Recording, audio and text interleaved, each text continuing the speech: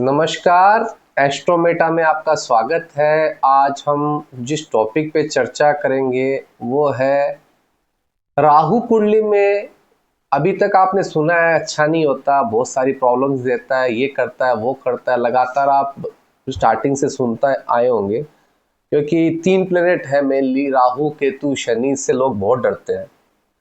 पर क्या राहु रियली में खराब होता है? देखिए, 9 के 9 प्लेनेट भगवान विष्णु के अवतार है।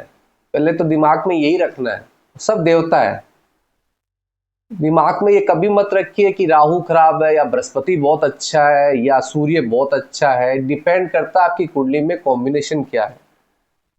जिन किसी का राहु अच्छा होता है, देखिएगा, राहु माँ, राहु की जो देवी है वो माँ सरस्वती है।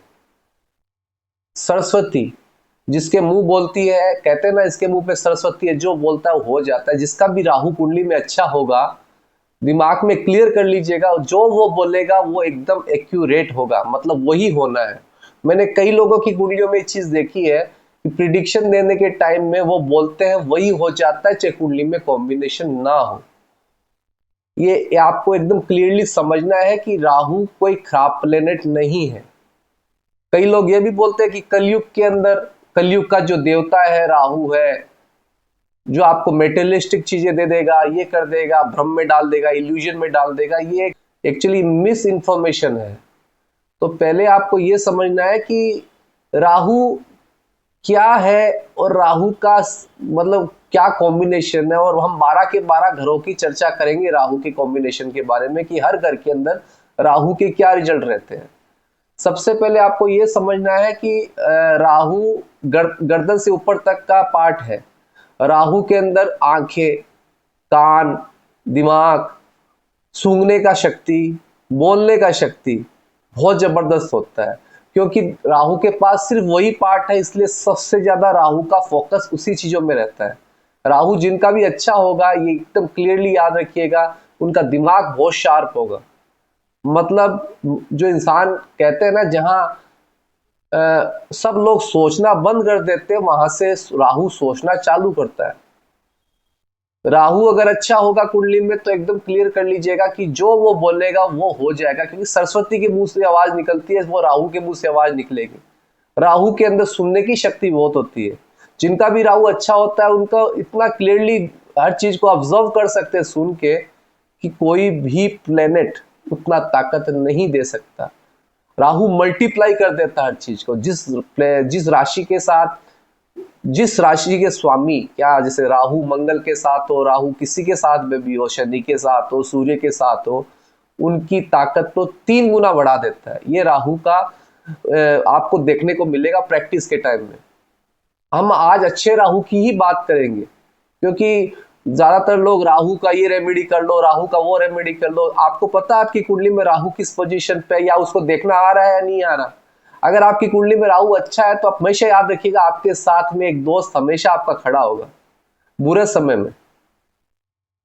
राहु जिसके कुंडली में अच्छा है तो क्लियर कर लीजिएगा, आपके साथ एक ऐसा दोस्त होगा, वो बोलेगा तुम चिंता मत कर, मुझे सब तरीके आते हैं, मुझे डेप्थ में डालने के, लड़ाई करने के, मतलब डिप्लोमेटिक माइंड होता है उसका, पॉलिटिशियन टाइप का खोपड़ी होता है उसका। वो कैसा, मुझे जीतना है तो चिंता मत कर, मैं तुझे जिता दूंगा, मैं फाइट करके, शाम दाम दंड भेद सब करके मैं जिता दूंगा। क्योंकि आज पॉलिटिक्स को भी आपको अगर ध्यान से समझोगे तो राहु को ही रिप्रेजेंट किया जाता है। शेयर मार्केट राहु को रिप्रेजेंट किया जाता है। रीजन क्या है कि राहु का जो थिंकिंग लेवल है बहुत ज्यादा स्ट्रॉन्ग होता है। तो ये राहु कोई गलत नहीं है। कई बार हम गलती से राहु की रेमेडी कर बैठते हैं। अभी एक मैंने लास्ट मेरा सूर्य ग्रहण के ऊपर एक मैंने बहुत रिसर्च किया था। सूर्य ग्रहण के बाद राहु का रेमेडी नहीं करना चाहिए। इवन उस टाइम अगर राहु के आप स्टोन भी पहन रखे हैं तो स्टोन नहीं पहनने चाहिए, खोल देना चाहिए। रीजन क्या है, आपको पता है कि सूर्य ग्रहण के बाद में आपके एक मेजर ट्रांसफॉर्मेशन आएगा लाइफ में। ग्रहण राहु के कारण लगता है, ये सब जानते हैं। राहु एक शेडो प्लेनेट है। तो ये आपको एकदम क्लियरली समझना है कि राहु की रेमेडी बहुत जगह पे मना कर दी गई है कि राहु की रेमेडी मत करो, क्योंकि राहु आपको बहुत कुछ देने वाला होता है। अब आपकी बात यह है कि राहु को कैसे समझे कि राहु अच्छा है या बुरा। तो उसके लिए बोला जाता है दूसरा घर, तीसरा घर, छठा घर और 11वां घर में राहु बहुत अच्छा माना जाता है। दूसरे घर में राहु अच्छा क्यों माना जाता है?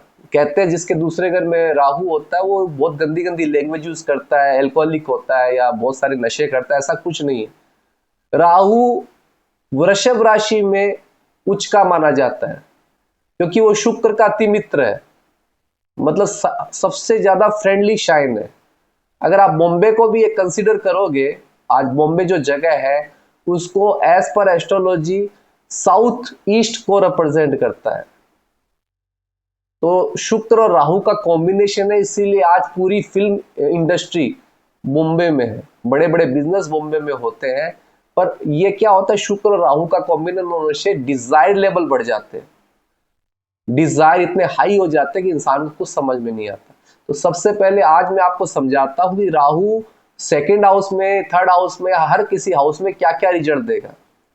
जिन किसी के भी राहु फर्स्ट हाउस में है तो ये ध्यान रखिएगा कि राहु फर्स्ट हाउस में होने से इंसान का जो सोचने का तरीका है वो बहुत डीपर लेवल का होता है, क्योंकि पहला घर रिप्रेजेंट करता है आपकी पर्सनैलिटी को, आपकी मेंटेलिटी को, आप क्या सोचते हैं, क्या विचार करते हैं, कहां तक की विचार आपके जाते हैं। और आज मैं राशि के बारे में साथ साथ में कुछ चीजें जोड़ के बताऊंगा आपको।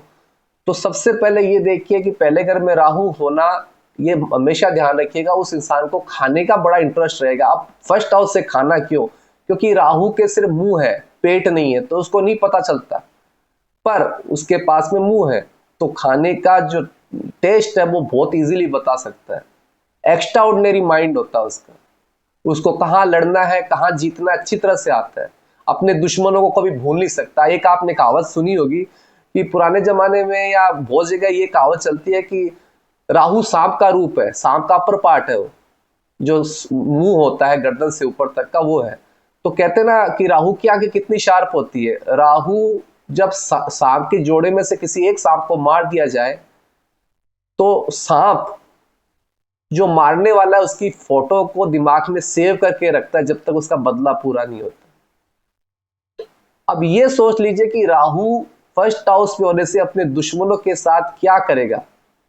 राहु का काम है वक्त आने पे प्रॉपर टाइम पे प्रॉपर तरीके से एक्शन लेना।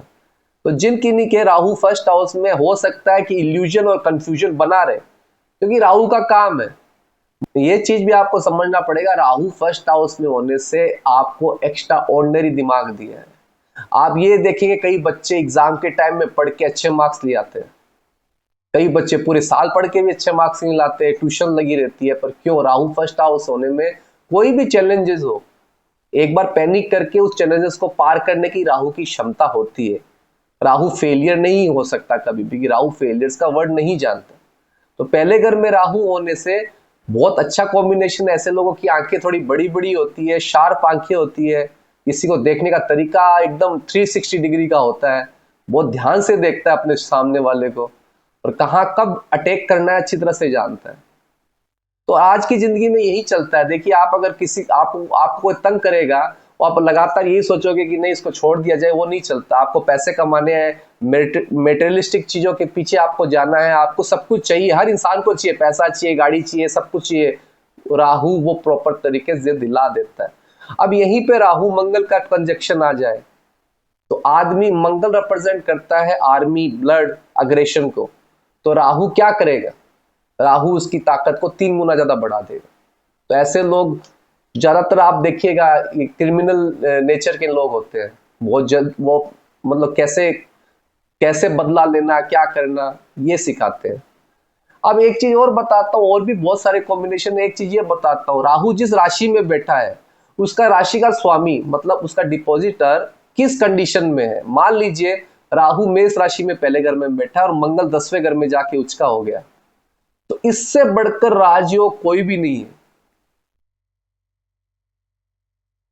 हमेशा ये देखिएगा, खाली ये मत देखिएगा राहु जिस राशि में बैठा उस राशि का मालिक किस पोजीशन पे, नीच का है, उच्च का है, मित्र राशि में है, ये जरूर देखना है। अगर जितना वो स्ट्रांग होगा, मित्र राशि में मंगल बैठा है या उच्च का होके बैठा है तो ये हमेशा ध्यान रखिएगा, राहु के रिजल्ट्स बहुत अच्छा आएंगे, और स्पेशली राहु की अंतरदशा और महादशा के रिजल्ट्स बहुत अच्छे आएंगे, और महादशा के बहुत अच्छे रिजल्ट आएंगे।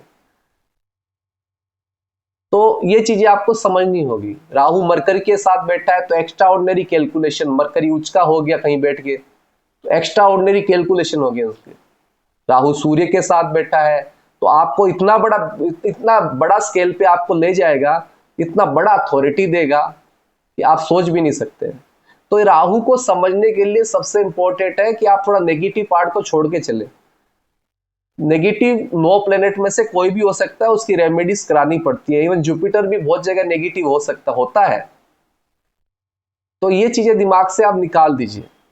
सेकंड क्या है, अब सेकंड हाउस पे आते हैं। राहु जब भी सेकंड हाउस में आता है, लोग बोलते हैं इंसान की वाणी गलत है, वो टेढ़ा बोलता है, एल्कोहलिक होता है, पर आपको ये बताता हूँ सेकंड हाउस का राहु उच्च की कैटेगरी में आता है, क्योंकि सेकंड हाउस आपकी फैमिली है, आपका फूडिंग हैबिट है, आपकी लाइफ में वो इंपॉर्टेंट चीजों, जैसे चंद्रमा सेकंड हाउस में उच्च का इसलिए माना गया है कि चंद्रमा फूडिंग हैबिट है, सेकंड हाउस फैमिली है, आपकी प्राइमरी संस्कार वाली एजुकेशन है। कि सेकंड हाउस से ये भी देखा जाता है कि बचपन में आप अपने घर से क्या सीखते हो। जिन किन्हीं के राहु सेकंड हाउस में होते हैं और अच्छी कंडीशन में हो, सेकंड हाउस में जो भी प्लेनेट की राशि बैठी है, उसका राशि का मालिक उच्च का हो जाए, या मूल त्रिकोण घर में आ जाए, या केंद्र में आ जाए, फ्रेंडली शाइन में हो, तो बहुत बड़ा रिजल्ट देता है। इन लोगों की फैमिली फाइनेंस बहुत जबरदस्त होता है, बहुत पैसे वाले होते हैं ऐसे लोग। पर कंडीशन ये है, जिस राशि में वो बैठा है उसके राशि का स्वामी उच्च का हो या अपनी फ्रेंडली शाइन में हो। अब एक चीज ये भी है, सेकंड हाउस का राहु ये भी बताता है कि आप कितना बड़ा आपका घर है। देखो फोर्थ हाउस से आपका घर देखा जाता है, पर सेकंड हाउस से ये पता चलता है आपका कितना बड़ा घर है।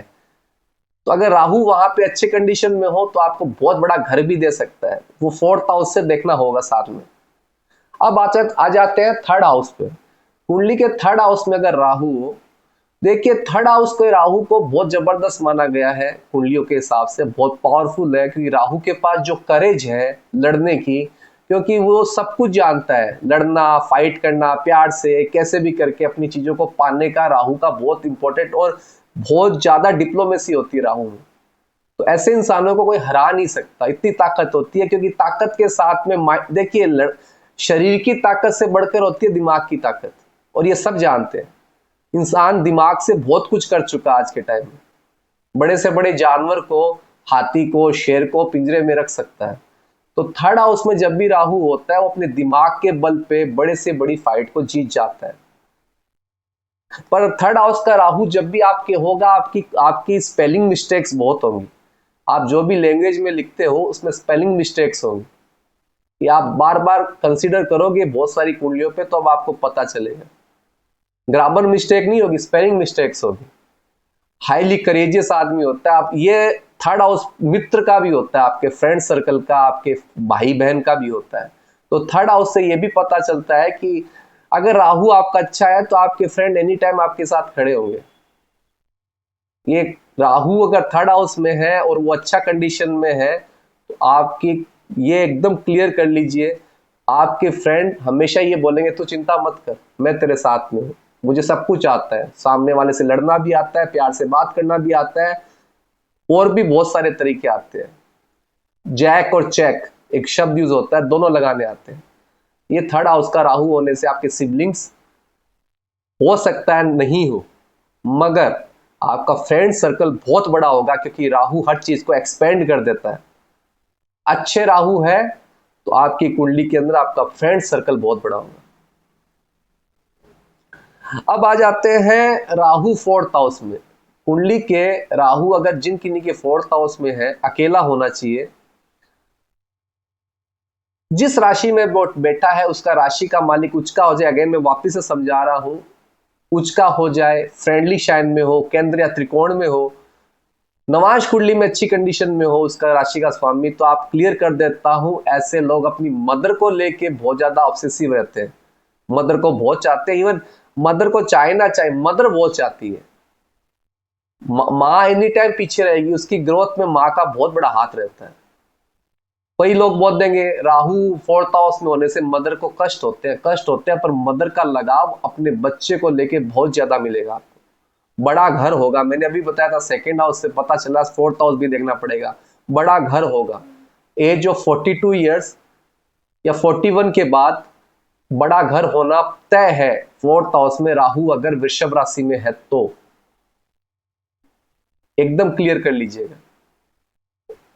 अब ये भी देख लीजिए, वृषभ राशि का मालिक या मिथुन राशि का भी हो तो अच्छा है, तो उसका मालिक का कंडीशन क्या है।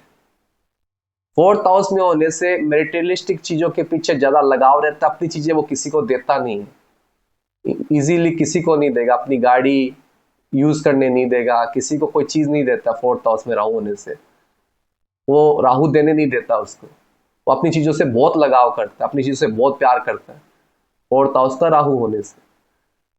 मान लीजिए फोर्थ हाउस में कोई की मिथुन राशि बैठी है या फोर्थ हाउस में किसी के वृषभ राशि बैठी है, तो एकदम क्लियरली माइंड रख लीजिएगा, ये इंसान अपनी लाइफ में बहुत बड़ा काम करेगा। अब सबसे अच्छा रिजल्ट बताता हूं, अगर इस राशि के मालिक उच्च के हो गए हैं लगन कुंडली में या नवाज कुंडली में, तो क्लियर कर लीजिएगा ये लोग अपनी लाइफ में बड़ी बड़ी प्रॉपर्टी, बड़े बड़े घर लेंगे, फाइनेंशियली स्ट्रांग होंगे, मदर से रिलेशन अच्छा होगा। हो सकता है वो अपनी लाइफ में मदरहुड से थोड़ा दूर चले जाए पढ़ने के लिए या कोई काम करने के लिए, पर मदर से रिलेशन कभी खराब नहीं हो सकते।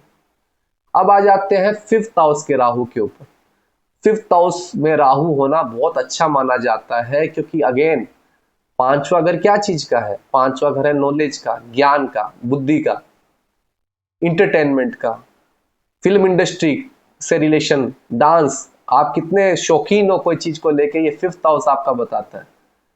आपकी लव लाइफ कैसी रहेगी, ये फिफ्थ हाउस बताता है। आपका पेट का एरिया है जो अपर स्टमक बोलते हैं, वो फिफ्थ हाउस को रिप्रेजेंट करता है। फिफ्थ हाउस में राहु होने से लव लाइफ बहुत अच्छी रहती है, पर डिपेंड करता है उस कौन सी राशि में बैठा, उसके राशि का स्वामी, उसका डिपॉजिटर किस कंडीशन में है। अगर वो अच्छी कंडीशन में है तो वो हाईली टैलेंटेड, हाईली नॉलेजेबल इंसान होगा। वो अपने डिप्लोमेसी के कारण या पॉलिटिक्स के कारण वो अपनी लाइफ में बहुत बड़ा तरक्की करेगा। हाईली नॉलेजेबल मतलब नॉलेज इतना होगा कि एक चीज का नॉलेज नहीं होगा, वो एक चीज, ये मान के चलिए कंबाइंड हजारों चीज का नॉलेज होगा उसको, कोई भी बात पे उससे डिस्कशन कर लीजिए आप। मतलब मैं ये समझाने का कोशिश कर रहा हूं कि उसके डिपॉजिटर को जरूर देखेंगे आप कि उसके डिपॉजिटर की क्या कंडीशन है। अच्छा कंडीशन में नहीं है तो अच्छे रिजल्ट्स नहीं आएंगे। जब आपको रेमेडीज करनी पड़ेगी, राहु की ना करके उसकी डिपॉजिटर्स की करेंगे। मैं आपको लास्ट में रेमेडियल पार्ट बताऊंगा। तो ये पांचवें घर का राहु बहुत इंपॉर्टेंट होता है। अब आ जाते हैं छठे घर का राहु का। छठे घर में जब भी राहु होता है, अब छठा घर तो वैसे भी डेब्ट का है, रोग ऋण शत्रुओं का है, फाइट का है, कंपटीशन का है। राहु यहाँ बहुत अच्छा परफॉर्मेंस देता है, क्योंकि देखिए छठा घर कालपुरुष की कुंडली के हिसाब से कन्या राशि को मिला है, और कन्या राशि हर कंडीशन में लड़ने के लिए तैयार रहती है। तो अगर अभी तो मैं काल पुरुष के हिसाब से बता रहा हूं, दूसरी राशियों में भी होगा तो राहु बहुत अच्छे रिजल्ट्स देगा आपको, पढ़ाई लिखाई में, आपको इंटरव्यू में, कंपनी पॉलिटिक्स में, कोई कंपनी में आप काम कर रहे हो, पॉलिटिक्स में आपको कोई हरा ही नहीं पाएगा, आपके साथ कोई पॉलिटिक्स खेल ही नहीं सकता है। छठा घर lower stomach, back spine. Back spine में दिक्कत नहीं आएगी, पर स्टमक के अंदर कुछ इश्यूज आपके रहेंगे, क्योंकि आपके खाने का तरीका जो है वो अनप्रिडिक्टेबल होगा। आप एक्स्ट्रा ऑर्डिनरी खाना खाएंगे, जिससे क्या होगा कि बाहर का खाना, इधर का खाना, उधर का खाना, उसके कारण आपका फैट बढ़ सकता है। फिफ्थ हाउस में होने से भी ये हो सकता है। अब आ जाते हैं सातवें घर के राहु के बारे में। सातवां घर शादी का, पार्टनरशिप का। आपके सामने जो कोई भी कस्टमर या क्लाइंट्स आता है वो सातवें घर से देखा जाता है। इन फ्रंट ऑफ कोई के सामने सातवां घर बहुत इंपॉर्टेंट रहता है। अगर राहु का कंडीशन यहाँ अच्छा है तो आपकी लाइफ पार्टनर बहुत डिजायरेबल होगी रिलेशनशिप को लेके। दूसरी कास्ट की हो सकती है, एज ग्रुप, एज में बहुत ज्यादा डिफरेंस हो सकता है, या तो बहुत बड़ी हो सकती है या बहुत छोटी हो सकती है, राहु 7th हाउस में होने से। दूसरी कास्ट की होगी, ये तय कर लीजिए। अब यहाँ पे अगेन इसका डिपॉजिटर अच्छा हो जाए, जिस राशि में बेटा उसका राशि का मालिक अच्छा हो जाए, उच्च का हो, अच्छी कंडीशन में हो, तो बहुत बड़ा राजयोग शादी के बाद मिल जाता है इंसान को। तो 7वां घर, अब 7वां घर और भी बहुत सारी चीजों को रिप्रेजेंट करता है, पर अभी राहु का टॉपिक है इसलिए बता रहा हूं। यहाँ पे मंगल आ जाए, मान लीजिए राहु और मंगल आ जाए, मंगल ब्लड का कारक है, तो यहाँ पे रिलेशनशिप में प्रॉब्लम्स आती है। मगर अगेन कंडीशन यही है कि राहु जिस राशि में बैठा, जिस प्लेनेट के साथ बैठा है, या जिस राशि में बैठा, उसका राशि का स्वामी अच्छा हो जाए तो अच्छे रिजल्ट भी मिल जाते हैं। अब रिजल्ट अच्छे कहाँ मिलते हैं? रिजल्ट अच्छे मिलते हैं आपके प्रोफेशनल लाइफ में। ये 7वां अगर बिजनेस के लिए देखा जाता है तो आप अपने बिजनेस में बहुत ग्रोथ करेंगे। मंगल 7वें घर में अच्छा नहीं माना गया है, इसलिए रिलेशनशिप को लेके काफी लड़ाइयां झगड़ा होता है। यहाँ पे शनि हो, करियर में बहुत अच्छे रिजल्ट्स मिलेंगे। यहाँ के अंदर अगर शुक्र आ जाए तो शादीशुदा लाइफ बहुत अच्छे इंजॉय बहुत अच्छा रहेगा शादीशुदा लाइफ में। अब आ जाते हैं 8वें घर में। 8वां घर एक्चुअली आइसोलेशन का घर माना जाता है, जहां ऑक्सीजन नहीं है, जहां डीप रिसर्च है, डीप थिंकिंग है, डीप हर चीज गुप्त है, जिसको आपको निखारना पड़ता है। तो 8वां घर, 8वें घर में अगर राहु हो, देखो राहु का काम है कुरेदना, अपना दिमाग एक्स्ट्रा ऑर्डिनरी यूज करना। या राहु अगर चाहे तो ओकल्ट चीजों को, रहस्यमय चीजों को, डीप रिसर्च में, साइंटिस्ट, डीप रिसर्च, इनमें बहुत बड़ा फायदा दे देता है राहु। पर अगेन राहु अच्छा कंडीशन में होना चाहिए, उसका जिस राशि में बैठा है, जिस प्लेनेट्स के साथ बैठा है, उसकी कंडीशन अच्छी होनी चाहिए। अगर शुक्र के साथ है तो सेक्सुअल लाइफ, सेक्सुअल डिजायर ज्यादा दे देता है, गाड़ी ये चाहिए, वो चाहिए, ये चाहिए, उसके ऊपर खर्चा ज्यादा कराएगा, क्योंकि उसके ठीक सामने केतु है। केतु लिबरेशन करता है, राहु डिजायर्स बढ़ाता है।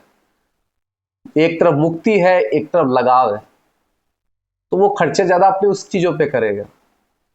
तो 8th हाउस को साधने के लिए सबसे अच्छा है आप डीप रिसर्च पे घुसिए, करियर ऐसा बनाइए। आप एस्ट्रोलॉजी भी कर सकते हैं, कोई साइंटिस्ट भी बन सकते हैं, कोई रिसर्चर भी बन सकते हैं।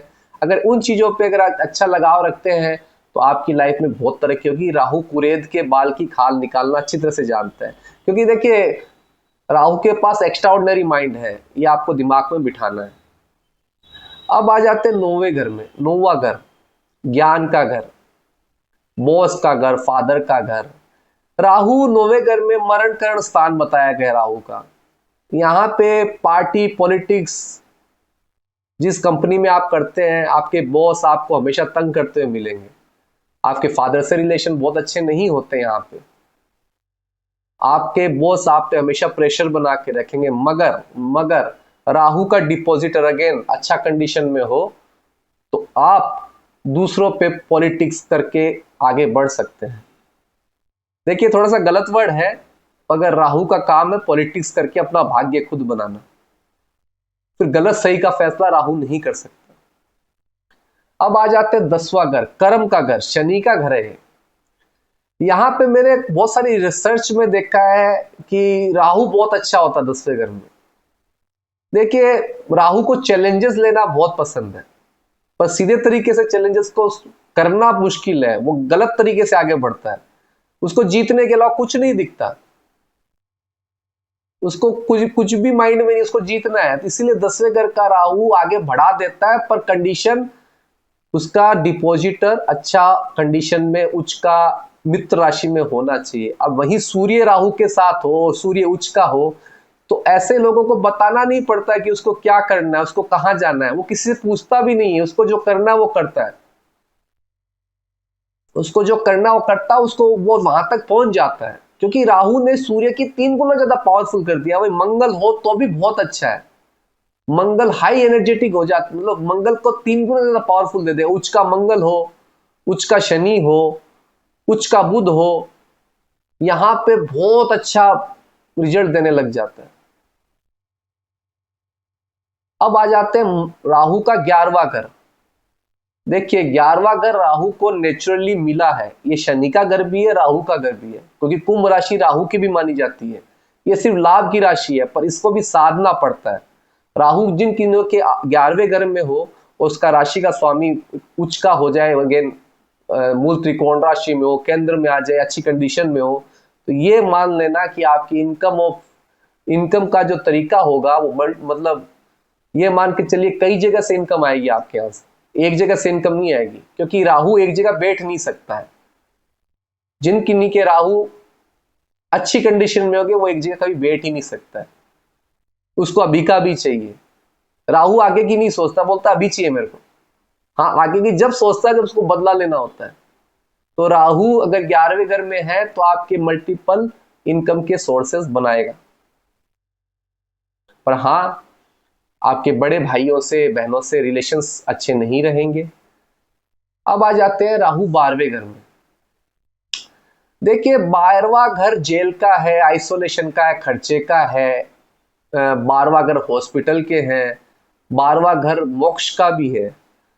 तो मोक्ष तो राहु दिलाता नहीं है। अब आ जाते हैं खर्चे का। तो राहु अपनी इच्छाओं, अपने डिजायर्स के ऊपर बहुत खर्चा करता है।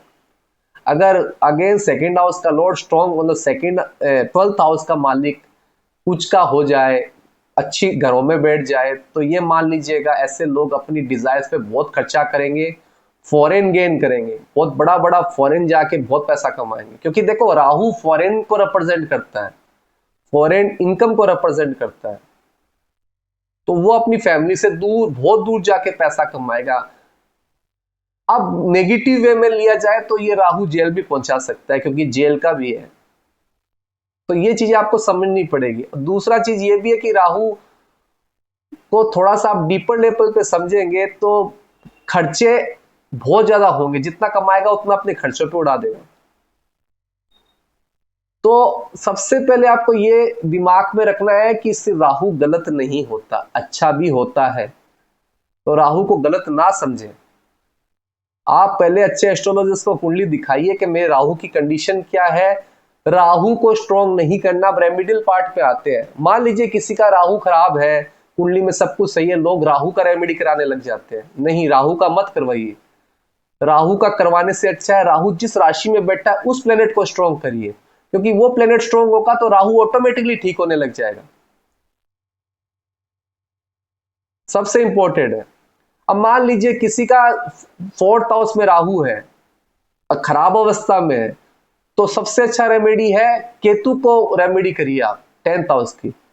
10वां घर, लोगों की सेवा करिए, अपने कर्म के प्रति जागरूक होइए, लोगों की निस्वार्थ होकर सेवा करिए, राहु अच्छे रिजल्ट देने लग जाएगा। 1st हाउस में राहु है, जिस राशि में राहु बैठा है उसके आप रेमेडी करिए, डेफिनेटली राहु अच्छे रिजल्ट देने लग जाएगा। 3rd हाउस में राहु है, अपने पड़ोसियों से रिलेशन अच्छा बनाइए, अपने फादर से रिलेशन अच्छा बनाइए, स्पेशली फादर, के केतु 9th हाउस में आ गया है, बहुत अच्छे रिजल्ट मिलेंगे आपको राहु के।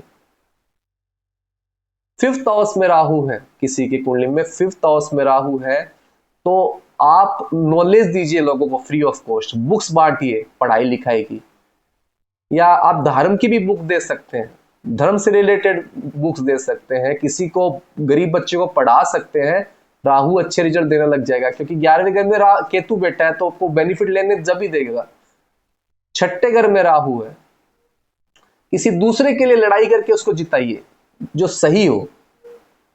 मान लीजिए कोई गलत केस में फंस गया है, मान लीजिए कोई को गलत इल्जाम किसी पे लग गया है, अगर आपको लगता है वो सही है तो उसके लिए आप लड़ाई करके उसको जिताइए। 7वें घर में अगर राहु, अपने पार्टनर, अपनी स्पाउस से लेके अच्छे रिलेशन रखिए, ऑनेस्ट रहिए उनके प्रति, आर्ग्यूमेंट्स मत करिए, क्योंकि देखिए प्रॉफिट में तो सब बोल देते हैं, पार्टनरशिप में कुछ नहीं बोलता, प्रॉफिट आता है सब खुश है आदमी, हाँ मजा आ रहा है, पैसा आ रहा है, पर लॉसेस में कोई नहीं उस पर आर्ग्यूमेंट्स करने लग जाते हैं कि लॉस क्यों हो गया। तो ये मत सोचिए, अपने पार्टनरशिप के बिजनेस पे ध्यान दीजिए, अपने बिजनेस में ध्यान दीजिए, अपनी कलीग्स के ऊपर, अपनी इंप्लॉइज पे ध्यान दीजिए। 8वें घर में राहु हो, डीप रिसर्च में जाइए, मेडिटेशन करिए। 9वें घर में राहु हो, अपने अपने भाई बहनों को, अपने पड़ोसियों की हेल्प करिए, फादर से रिलेशन अच्छे रखिए। 10वें घर में राहु हो बहुत अच्छा कॉम्बिनेशन है। 11वें घर का भी अच्छा कॉम्बिनेशन है। अगेन 12वां घर, मैं फिर से कह रहा हूँ 12वें घर में जब भी राहु जाए, किसी सही इंसान के लिए, सही न्याय के लिए लड़िए, आपको जरूर फायदा होगा। अच्छी जगह दान करिए, कि 12वां घर दान का भी है। अच्छी जगह दान करिए, मंदिर में करिए, या आपको सही लगे कहा किसी को खाना खिलाना, वो खिलाइए। ये रेमेडी आप करिए। और सबसे अच्छा लास्ट रेमेडी मैं फिर से बता रहा हूं, राहु जिस राशि में बैठा है उस राशि के मालिक का रेमेडी करिए। मान लीजिए राहु शुक्र की राशि में बैठा है, शुक्र की कंडीशन अच्छी नहीं है, तो आप शुक्र की रेमेडी करिए, शुक्र को स्ट्रॉन्ग बनाइए। सूर्य अगर राहु की राशि में बैठा है तो सूर्य को स्ट्रॉन्ग करिए, क्योंकि राहु शेडो प्लेनेट है, राहु और केतु शेडो प्लेनेट है, ये रिजल्ट्स उन प्लेनेट्स के ही देंगे। तो सबसे अच्छा राहु को ठीक करने के लिए आपको लगातार उन प्लेनेट्स की रेमेडी करनी है। अब मैं आता हूं एक पॉइंट पे, राहु की दशा कैसी जाएगी। मैं 2-3 पॉइंट कवर करता हूं उसमें। राहु और चंद्रमा साथ में है तो राहु की दशा बहुत अच्छी जाएगी, महादशा। कारण क्या है, चंद्रमा बेनिफिक प्लेनेट है, राहु मेलिफिक है। चंद्रमा को प्रॉब्लम है मेरे साथ राहु बैठा है, पर राहु खुश है कि मेरे साथ में अच्छा आदमी बैठा है। मतलब चंद्रमा कह रहा है मेरे साथ बुरा आदमी है, मैं अनकंफर्टेबल हूं, पर राहु कहता है मेरे साथ अच्छा आदमी है, तो राहु की दशा अच्छी जाएगी। राहु सूर्य की दशा हो, राहु की दशा अच्छी जाएगी। राहु मंगल की दशा हो, अगेन मंगल की दशा अच्छी जाएगी यहां पे राहु की जगह। क्योंकि दो टॉपिक, एक टॉपिक ये भी छिड़ता है कि रेट्रोगेशन में कोई प्लेनेट आ जाता है, फिर राहु की दशा के कारण वो जो रेट्रोगेट प्लेनेट साथ में बैठा उसकी दशा ही अच्छी चलेगी। रेट्रोगेट प्लेनेट अगर राहु के साथ बैठा है तो उस रेट्रोगेट प्लेनेट की दशा अच्छी जाएगी, राहु की नहीं जाएगी। अगर कोई प्लेनेट रेट्रोगेट नहीं है तो राहु की दशा अच्छी जाएगी। होप सो मेरा वीडियो आपको अच्छा लगा तो लाइक, सब्सक्राइब एंड शेयर करिएगा। ऐसे वीडियो में और लाता रहूंगा।